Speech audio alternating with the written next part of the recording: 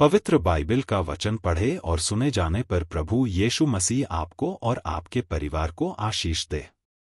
पवित्र बाइबल यशायाह की पुस्तक का 33 अध्याय वचन 1 से 24 यह कहता है। वचन 1, हाथ तुझ नाश करने वाले पर जो नाश नहीं किया गया था, हाथ तुझ विश्वासघाती पर जिसके साथ विश्वासघात नहीं किया गया। जब तू नाश कर चुके तब तू नाश किया जाएगा, और जब तू विश्वासघात कर चुके तब तेरे साथ विश्वासघात किया जाएगा। वचन 2, हे यहोवा, हम लोगों पर अनुग्रह कर, हम तेरी ही बाट जोहते हैं। भोर को तू उनका भुजबल, संकट के समय हमारा उद्धार करता ठहर। वचन 3, हुल्लड़ सुनते ही देश देश के लोग भाग गए, तेरे उठने पर अन्य जातियां तितर बित्तर हुई। वचन 4, और जैसे टिड्डियां चट करती हैं वैसे ही तुम्हारी लूट चट की जाएगी, और जैसे टिड्डियां टूट पड़ती हैं वैसे ही वे उस पर टूट पड़ेंगे। वचन 5, यहोवा महान हुआ है, वह ऊंचे पर रहता है, उसने सियोन को न्याय और धर्म से परिपूर्ण किया है।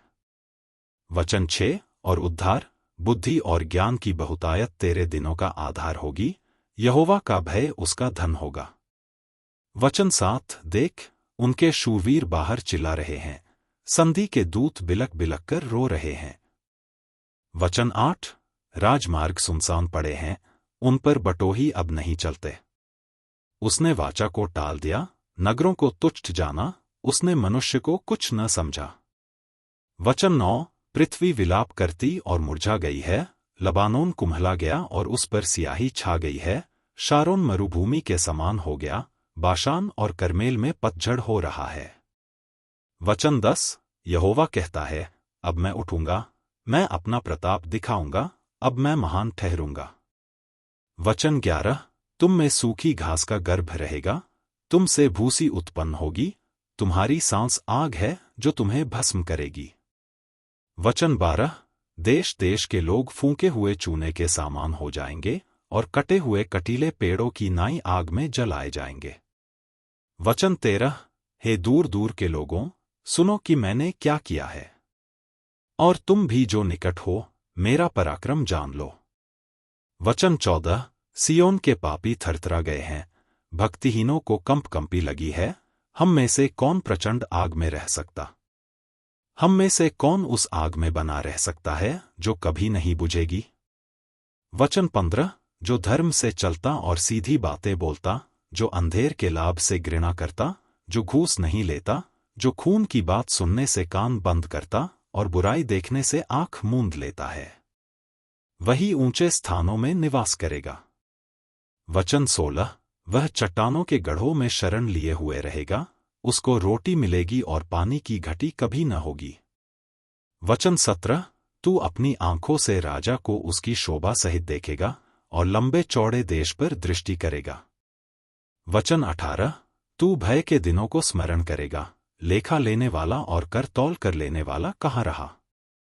गुम्मटों का गिनने वाला कहाँ रहा? वचन 19, जिनकी कठिन भाषा तू नहीं समझता और जिनकी लड़बड़ाती जीभ की बात तू नहीं बूझ सकता, उन निर्दय लोगों को तू फिर न देखेगा। वचन 20, हमारे पर्व के नगर सियोन पर दृष्टि कर, तू अपनी आंखों से यरूशलेम को देखेगा, वह विश्राम का स्थान और ऐसा तंबू है जो कभी गिराया नहीं जाएगा, जिसका कोई खूंटा कभी उखाड़ा न जाएगा और न कोई रस्सी कभी टूटेगी। वचन 21, वहाँ महाप्रतापी यहोवा हमारे लिए रहेगा, वह बहुत बड़ी बड़ी नदियों और नहरों का स्थान होगा, जिसमें डांड वाली नाव न चलेगी और न शोभायमान जहाज उसमें होकर जाएगा। वचन 22, क्योंकि यहोवा हमारा न्याय, यहोवा हमारा हाकिम, यहोवा हमारा राजा है, वही हमारा उद्धार करेगा।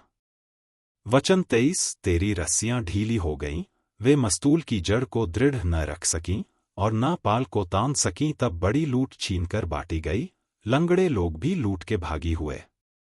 वचन 24, कोई निवासी न कहेगा कि मैं रोगी हूं, और जो लोग उसमें बसेंगे उनका अधर्म क्षमा किया जाएगा। यदि आप विश्वास करते हैं तो यह वचन सभी विश्वासियों को भेजें और इस चैनल को प्रभु यीशु मसीह के नाम से सब्सक्राइब करें और आशीष प्राप्त करें। धन्यवाद।